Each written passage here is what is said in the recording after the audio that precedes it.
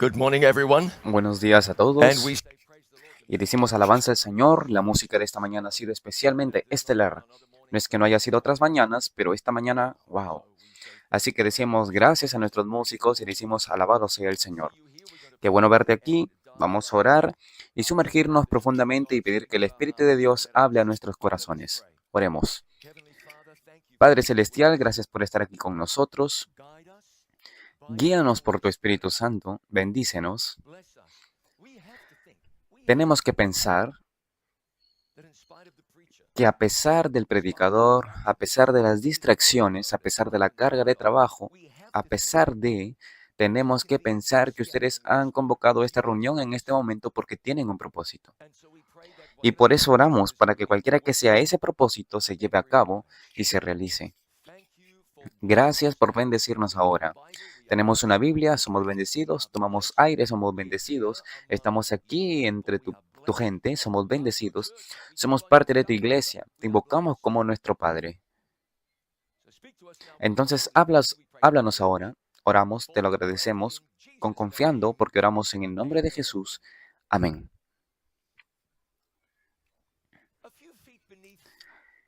A pocos metros debajo del patio Belvedere en la Ciudad del Vaticano, se encuentran los restos óseos de un elefante. No es que los elefantes fueran especialmente comunes en Italia en esa época, de hecho no lo fueron. Sin embargo, en 1962, unos trabajadores que estaban instalando un sistema de calefacción y refrigeración se sorprendieron al encontrar, justo debajo de la superficie del suelo, huesos que parecían no pertenecer allí. Esos huesos datan del siglo XVI, en aquella época en que los gobernantes de los países presentaban regalos al Papa para ganarse su favor.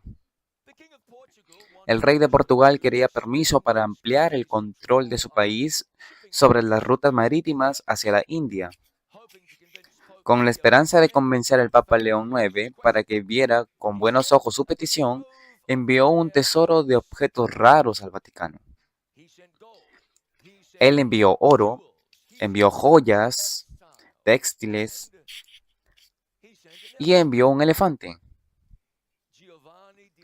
Juan Lorenzo de Medici, Papa León I en el siglo X, el Papa cuando Martín Lutero clavó sus 95 tesis en la puerta de la iglesia del castillo de Wittenberg, el Papa que excomulgó al reformador alemán, el Papa León IX, estaba encantado. No había habido muchos elefantes en Italia desde que Aníbal cruzó los Alpes con alrededor de 3 docenas de elefantes, en lo que fue un intento fallido de derrotar al Imperio Romano. Pero lamentablemente para todos los involucrados, el elefante Jano solo sobrevivió en Roma unos 3 años antes de conocer a su creador, la víctima de una atención veterinaria mediocre. Y así fue como el amado elefante mascota del Papa fue enterrado en el patio de Belvedere, a una cuadra de la capilla del Sin. Nunca me han regalado un elefante. He recibido regalos que he apreciado mucho, pero nunca un elefante. Hace aproximadamente una semana fue mi cumpleaños.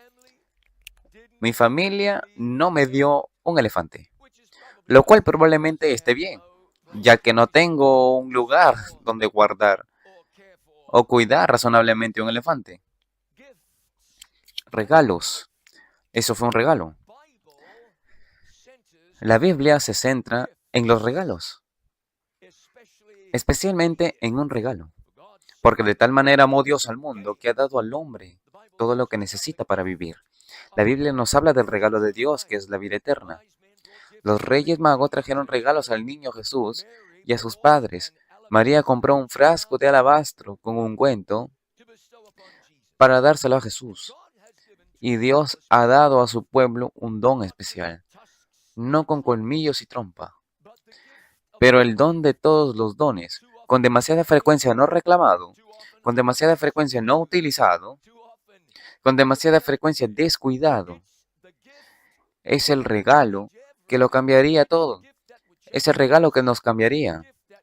El don que revolucionaría la iglesia y potenciaría su ministerio. El Espíritu Santo trae a tu vida la presencia personal de Jesús. Jesús dijo, no os dejaré huérfanos, vendré a vosotros.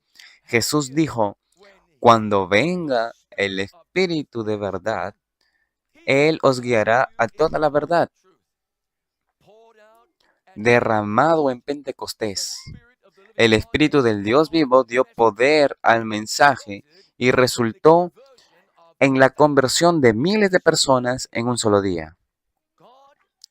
Dios siempre ha estado dispuesto a enviar su Espíritu con poder. Hace 2000 años, Dios prometió que daría este don especial a la iglesia de una manera especial. Esto lo leemos de manera bastante comprensible en el libro de Apocalipsis, capítulo 12 y versículo 17 dice, entonces el dragón se llenó de ira contra la mujer y se fue a hacer guerra contra el resto de la descendencia de ella, los que guardan los mandamientos de Dios y tienen el testimonio de Jesús. Estamos hablando de un tiempo que nos implica. El dragón, Satanás, se enfureció con la iglesia hasta el punto de hacerle la guerra con la descendencia de la mujer.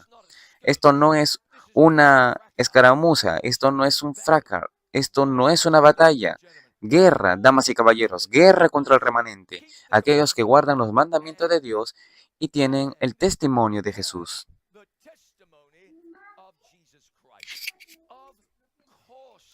Por supuesto que el diablo está enojado con la iglesia. Él odia la idea misma de que Dios haya confiado el mensaje de los últimos días de la justificación por la fe en un Salvador resucitado a un Israel moderno. Él desprecia que este grupo guarde los mandamientos y todos ellos hoy anda como león rugiente buscando devorar a la iglesia. El enemigo de las almas quiere anular el testimonio de un grupo de personas aquí abajo en el fin del tiempo que guardan los mandamientos de Dios y que presentan al mundo el sello de Dios en lugar de la marca de la bestia. Satanás odia a la iglesia porque a la iglesia se le ha dado el testimonio de Jesús. Y como el mismo Jesús nos dijo, el testimonio de Jesús es el espíritu de profecía. Históricamente, Dios ha dado el don de profecía como respuesta a una gran necesidad. Los días de Noé fueron un tiempo de gran apostasía y se dio el don de profecía. Tiempo de Moisés, tiempo de gran opresión, y el don de profecía fue dado. Mientras el pueblo de Dios viajaba hacia la tierra prometida, el don de profecía fue dado para guiar al pueblo de Dios. Cuando el Mesías estaba a punto de ser revelado, el don de profecía se manifestó. Y aquí estamos en un momento en el que todos esos factores están en juego, convergiendo en una confluencia divinamente ordenada. Desde una perspectiva bíblica, es imposible imaginar que Dios no daría el don de profecía. Y la Biblia dice que lo haría y creemos que lo ha hecho. El don de profecía nos ha sido dado para señalarnos a Cristo, para mantenernos enfocados, para permitirnos ver un poco más profundo dentro de nuestros propios corazones oscurecidos por el pecado, para revelar las grandes verdades en esta época final de la historia de la tierra, para ayudarnos en nuestro viaje hacia la eternidad, para arrojar luz sobre la Biblia como una luz menor que apunta a la luz mayor. Siendo ese el caso, siendo que Dios ha prometido el don de profecía, entonces la declaración que estoy a punto de leerles debería hacerles reflexionar y podría hacer que algunos de nosotros aquí realicemos un inventario moral. Elena G. de White escribió esto. Lo encontrarás en la página 48 de Primeros Mensajes Seleccionados y podrás escucharlo. Satanás presiona constantemente a los espirituales para alejarlos de la verdad. El último engaño de Satanás, y lo voy a leer otra vez. El último engaño de Satanás será anular el testimonio del Espíritu de Dios. Donde no hay visión, el pueblo perece. Proverbios 29:18. Y citan, Satanás trabajará ingeniosamente, de diferentes maneras y a través de diferentes agentes para perturbar la confianza del pueblo remanente de Dios en el verdadero testimonio. Ruego, mientras estoy aquí, que eso los haga detenerse y pensar. Ella continúa, se encenderá un odio satánico contra los testimonios. La obra de Satanás será perturbar la fe de las iglesias en ellos. Por esta razón, Satanás no puede tener un camino tan claro para introducir sus engaños y atar las almas en sus delirios. Si se presta atención a las advertencias, reprensiones y consejos del espíritu de profecía, debe atacar los testimonios si quiere tener éxito, porque nos muestran el carácter de Dios, el carácter del enemigo, y nos dirigen implacablemente a la Biblia como nuestra regla de fe y práctica. No nos hacemos ningún favor cuando le hacemos el juego al diablo. Permítanme un llamado a ustedes, iglesia. No abandonen el espíritu de profecía. Líderes de la iglesia, pastores de la iglesia, fomenten la fe en el espíritu de profecía. Por favor, no debiliten el don que Dios ha dado a esta iglesia. No abandonen este precioso don. Nadie está haciendo la obra de Dios cuando se opone a los testimonios. En ese caso, ustedes están haciendo la obra de otro poder completamente diferente. Hermanos y hermanas, el don de profecía es tan bíblico como el sábado o la segunda venida. No debemos menospreciarlo. No queremos menospreciarlo. Al hacerlo están trabajando en contra de la iglesia. No me digan que vinieron a San Luis a trabajar para la iglesia cuando regresan a casa y menosprecian el precioso don que se le dio. Eso es pura hipocresía. Y Dios querría grabar eso en sus corazones. Ahora, sin descuidar la Biblia ni por un momento, queremos leer el espíritu de profecía. Lean la serie El conflicto de los siglos. Su vida cambiará. Lean El gran conflicto y luego léanlo de nuevo. Ese es el libro que me llevó a la fe en Cristo. Se preguntarán, ¿y qué hay de la Biblia? Yo no leía la Biblia. Y alguien me dio El gran conflicto. Mi hermano, un hermano mayor, me lo dio 3 veces. La tercera vez me quedaba despierto hasta altas horas de la noche en una bañera en Stoke Newington, al norte de Londres, en Inglaterra. Leía El gran conflicto y me costaba comprenderlo. No porque no lo creyera, cierto, sabía que lo era. El Espíritu dio testimonio al mío y ardía en mí, creo que es cierto. Pero ese libro hizo más que simplemente esbozar un panorama de los acontecimientos de los últimos días. Me condujo a Jesús, me mostró la justicia por la fe. El gran conflicto me mostró que incluso un pecador como yo podía tener esperanza en el Señor Jesucristo. Amigo, lee el deseado de todas las gentes. Lee las lecciones prácticas de Cristo.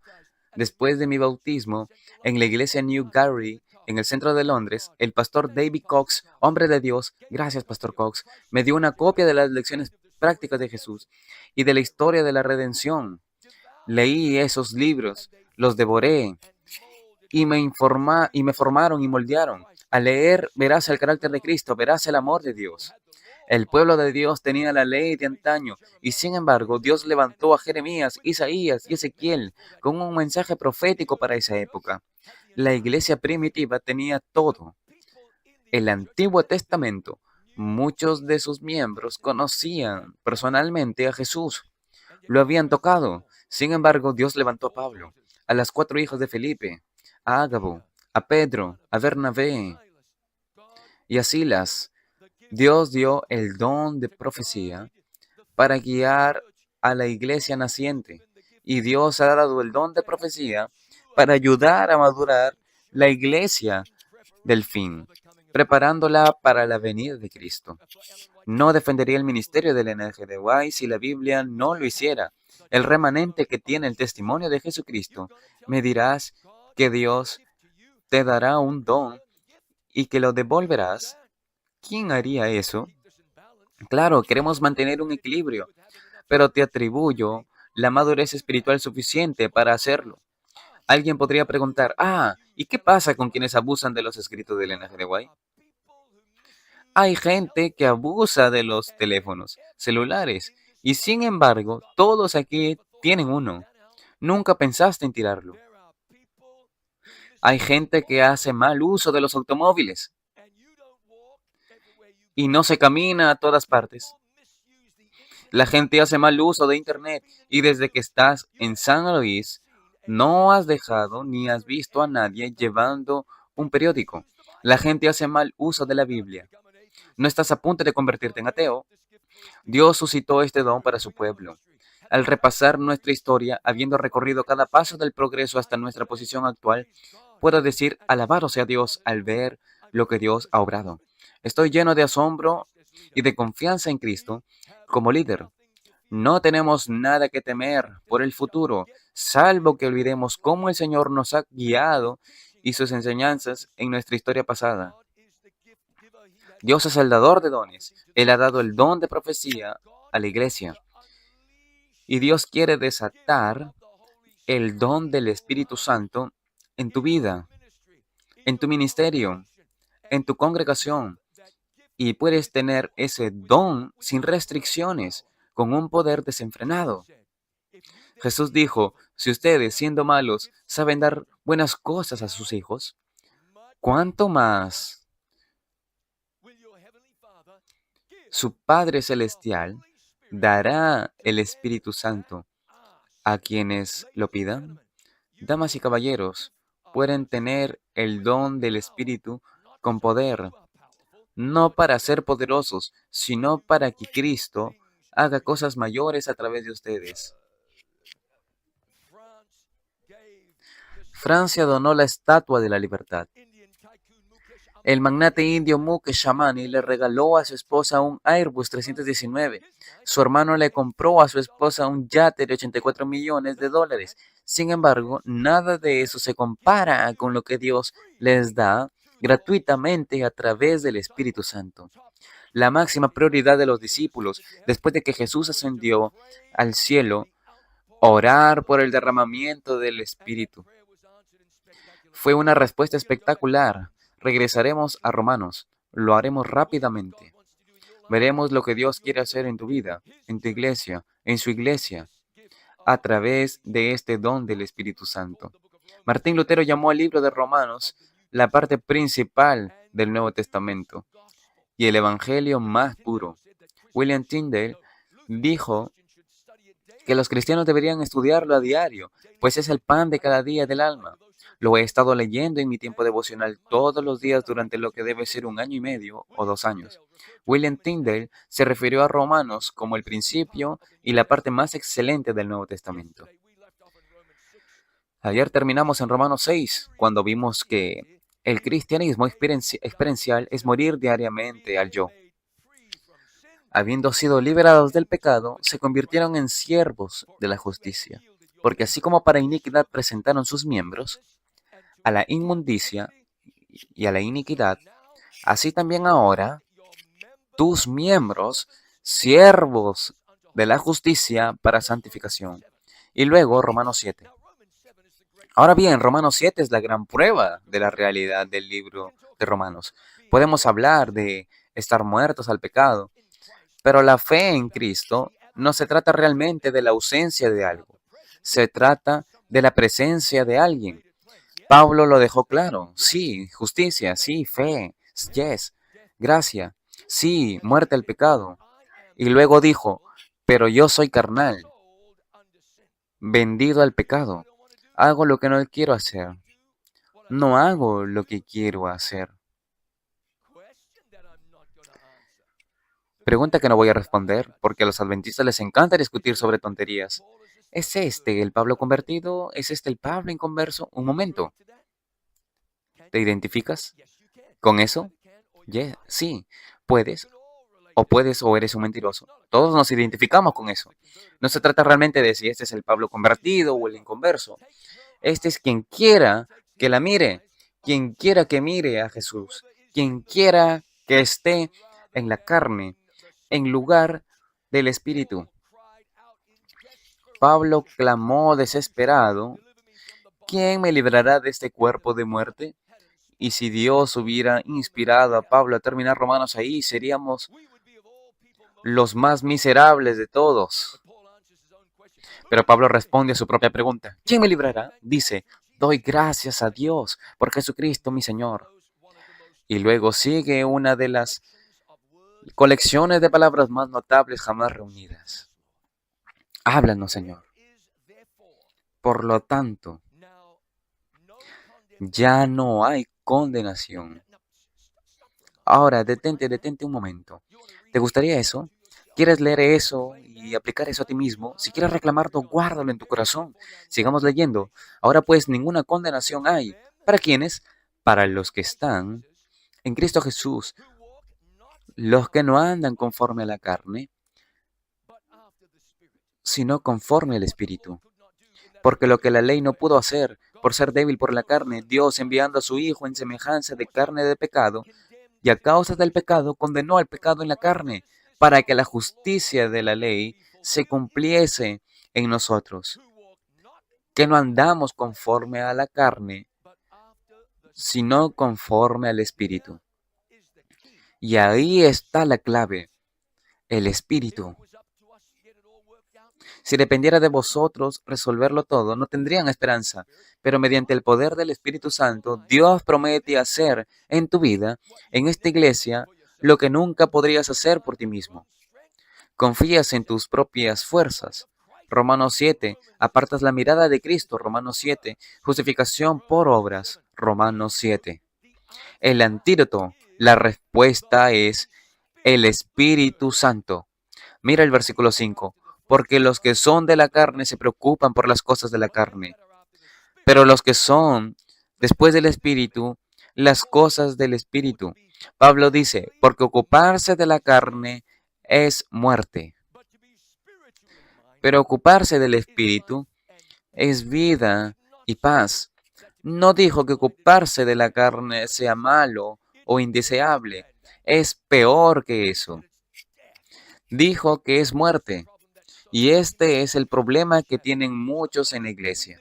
Algunos pensamos que si podemos esforzarnos por la pureza doctrinal, eso equivale a pureza moral.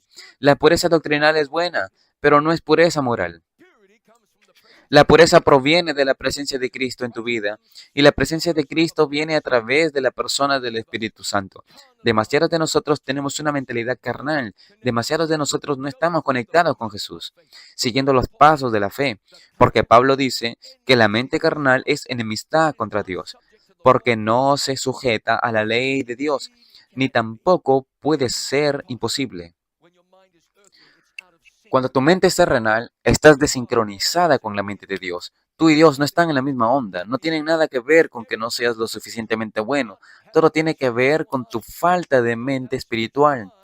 Y no la tienes porque no estás lleno del Espíritu Santo. Si educas tu mente, si apelas a Dios, si oras, haz esta obra en mí, Señor. Entonces tu mente amará las cosas del Espíritu.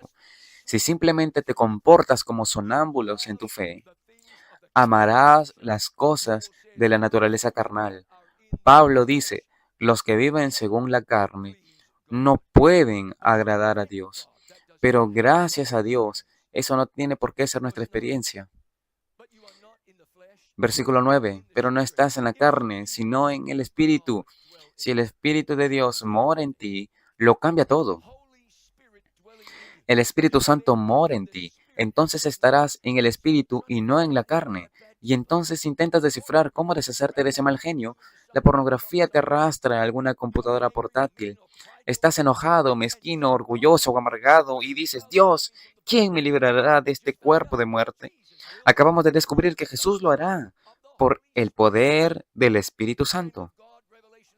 Amigo de Dios, Apocalipsis 18:1, hay personas llenas del Espíritu Santo.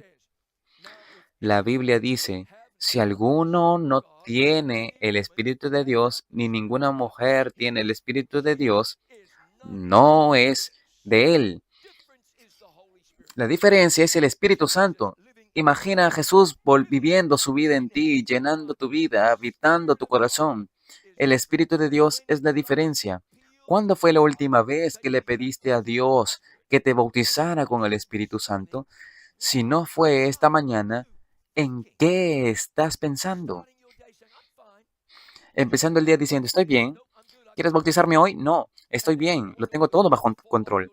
Y ahora te preguntarás por qué se te va el día antes de la hora de comer. Ahora te preguntarás por qué estás enojado, amargado y mezquino y tu mente va a lugares donde no deberías ir. ¿Sabes por qué? Porque no dijiste, Dios, lléname. Estás luchando con tu propia fuerza de Romanos 7 y eso está condenando al fracaso. Ahora es tu privilegio ser lleno en el bautismo. No tienes que merecerlo porque no lo mereces. No puedes comprarlo porque eso no es posible. Nunca te lo ganas. Esos son obras, no fe. Puedes pedir. Jesús dijo, pedid y se os dará. Justo antes de hacer esa promesa, en Lucas capítulo 11, versículo 13, puedes ser bautizado. Todos podemos. Vamos, vamos. Mira una buena sesión de la conferencia general. Tenemos algunas políticas preparadas. Sí, genial. ¿Qué es una buena conferencia general? Tenemos la correcta, gente elegida. Y a veces funciona así, elegimos a las personas adecuadas. Sí, bien, buena sesión. Amén. No, no. ¿Qué es una buena sesión de la conferencia general? Regresé lleno del Espíritu Santo.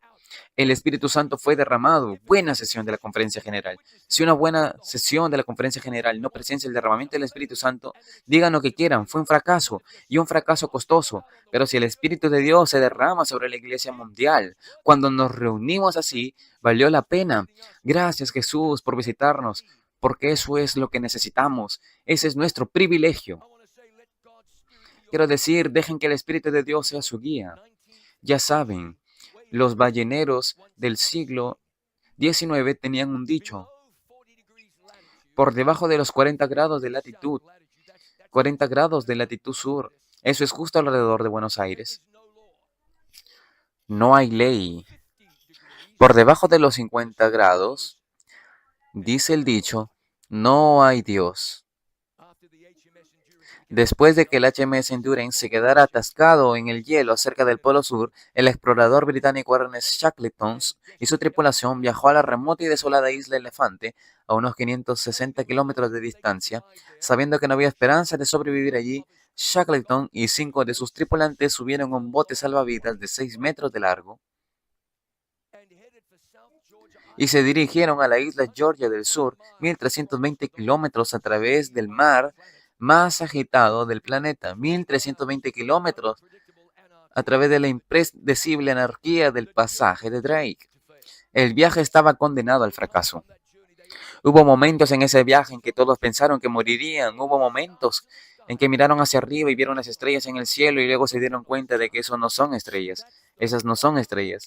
Esa es la espuma de las olas de 21 metros de altura que se enroscaban sobre nosotros. No hay forma de que lo hubieran logrado. No se puede sobreestimar la desesperación de su situación. Y por eso hoy recordamos a Shackleton. Oh, Shackleton, guió a la gente a través del océano. Oh, Shackleton, qué héroe, Shackleton. Casi los mata a todos. Lo que no recordamos es que en esa pequeña tina había un neozelandés de Aroa, de la isla del sur de Nueva Zelanda. Su nombre era Frank Worley. Y Frank Worley era el navegante. Guió ese pequeño bote a través del vasto y salvaje océano austral. Y lo hizo usando equipo rudimentario, un cronómetro, libros de navegación y 700 buscaba un pequeño punto en la inmensa extensión azul. No le damos crédito al aventurero grandilocuente. El crédito es para la guía del humilde navegante. Amigo de Dios, estamos en mares tempestuosos. Amigo de Dios, nos dirigimos a un lugar lejano. Amigo de Dios, es posible que lleguemos allí en medio de la agitación de este mundo, salvados. Seguimos la guía que nos dio nuestro navegante. El Espíritu de Dios nos guiará. Y amigo, aún no hemos visto nada. Sabemos por la Biblia que la lluvia tardía será derramada. En tiempos bíblicos la lluvia tardía preparaba la cosecha. La lluvia tardía preparará a la iglesia de Dios para la cosecha. Creciendo creyentes, completando creyentes, empoderando a la iglesia, trayendo unidad, trayendo unidad. No estás haciendo la obra de Dios cuando peleas. El Espíritu de Dios no trae peleas. Espíritu de Dios puede estar en desacuerdo, pero nadie tiene por qué serlo. Eso es carnal, no espiritual. Espíritu de Dios, el navegante, que nos guiará para que podamos estar seguros en la otra orilla. Alguien dijo, Elena de Guay, cuando la lluvia tardía se derrame con gran poder, algunos lo llamarán fanatismo. ¿Te imaginas cómo será? Amigo de Dios, prepárate, prepárate para recibir, para que Dios te use con gran efecto. El Espíritu Santo nos trae el fruto del Espíritu. El Espíritu Santo reforma en nosotros el carácter de Cristo. Mira lo que Dios dice. Os daré un corazón nuevo y pondré un espíritu nuevo, recto, dentro de ustedes. Quitaré el corazón de piedra de vuestra carne y os daré un corazón de carne. Este es el milagro de la conversión. Queremos poder mirar hacia arriba y decir, Jesús, Jesús tenemos, esperamos firmemente y Él nos salvará. No queremos oír que la cosecha ha pasado, que el verano ha terminado y no somos salvos. ¿Cuál es la diferencia? Cristo en vosotros, la esperanza de gloria. Colosenses 1, versículo 27. Oh, somos buenos en esto. Somos buenos, tenemos gente inteligente, tenemos grandes instituciones, tenemos magníficos hospitales. Quiero decir, tenemos un excelente sistema educativo. Sin embargo, no somos nada. Cristo lo es todo. Es el Espíritu de Dios el que nos convierte en una fuerza para el bien en este mundo. Oh, tenemos evangelistas y pastores, tenemos excelentes administradores, tenemos predicadores, ancianos y maestros, pero sin el Espíritu de Dios, con el Espíritu de Dios, no hay forma de detener a esta iglesia. Con el Espíritu de Dios, no hay forma de detener este mensaje. Con el Espíritu de Dios, vamos a perturbar el mundo, vamos a liberar a los cautivos, vamos a proclamar libertad, vamos a ver la unción, la gente será sanada, la gente se pondrá de pie y seguirá predicando la palabra de Dios con el Espíritu Santo. Entonces, ¿hacia dónde miramos hoy? ¿A quién miramos hoy? Amigo de Dios, ser del mundo, tener una mente carnal, es enemistad contra Dios. No podemos agradar a Dios y todo lo que tenemos que hacer es orar humildemente. Dios, lléname con tu espíritu. Dios, lléname de tu espíritu. Y lo hará. Señor, lléname de tu espíritu. Y creceremos un poco más, y creceremos un poco más, y creceremos un poco más, más y más y más. Hasta que por la gracia de Dios todo sea de Él y no sea de ninguno de nosotros. Dios espera derramar su espíritu con poder. Y sé que algunos estamos orando, sé que estamos orando. Pero amigos de Dios, no hay límite para la utilidad de quien, dejando de lado su ego, da espacio para la obra del Espíritu Santo en su corazón. No hay límite. ¿A dónde miras hoy? ¿A dónde miras hoy?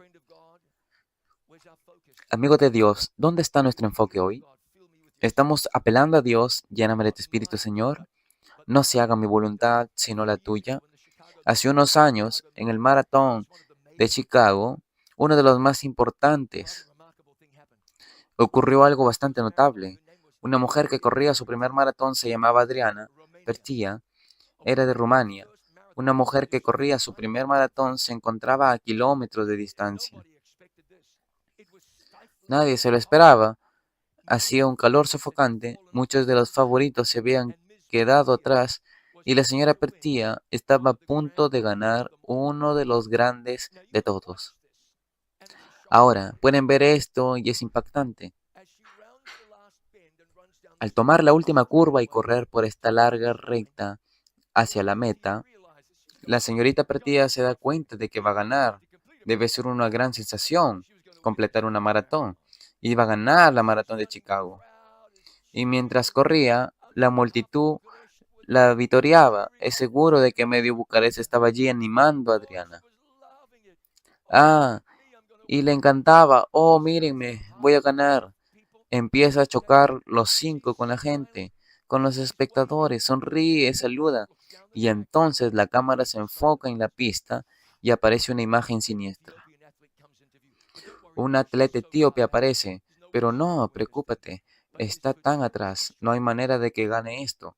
Pero la señorita Perchi estaba distraída, chocando las manos, saludando, brillando, está distraída. Y esa es otra corredora aceleró. No sé cómo después de 42 kilómetros alguien puede sprintar, pero esta mujer sprintó. Y fue una de esas cosas desafortunadas. La rumana, que debería haber ganado, no lo hizo. Hay un momento en el que, a solo unos metros de la meta, se da cuenta de que su oponente acaba de adelantarla.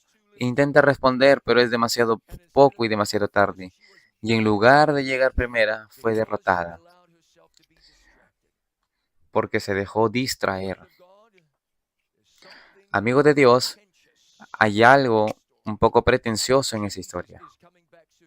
Jesús regresará pronto. Este no es momento de distracciones, este es momento de proclamar. Este no es momento de mirar a la multitud. Este es momento de mirar a Jesús. Esto no es momento de chocar las manos y felicitarnos. Este es tiempo para orar. Señor, somos tan pocos y sin embargo hay tanta gente perdida que no conoce a Jesús. Lléname de tu espíritu. Hazme como tú. Úsanos para tu gloria.